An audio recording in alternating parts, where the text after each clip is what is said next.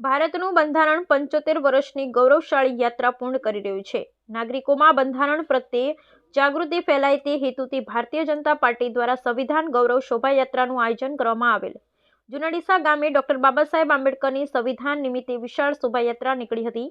ડીસા તાલુકાના જૂના ડીસા ગામે બંધારણના ઘડવૈયા ડોક્ટર બાબા સાહેબની રાષ્ટ્રીય બંધારણની 75મી વર્ષગાંઠ નિમિત્તે ડોક્ટર બાબા સાહેબ આંબેડકરનું નામ ઉજાગર કર્યું છે. આ નિમિત્તે ડીજેના તાલે વિશાળ શોભાયાત્રા નીકળી હતી, જેમાં ભાજપ, કોંગ્રેસ સહિતના હોદ્દેદારો પણ મોટી સંખ્યામાં હાજર રહ્યા હતા.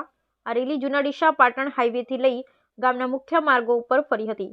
ત્યારબાદ કુટિયા હનુમાન ખાતે સંપન્ન થઈ હતી.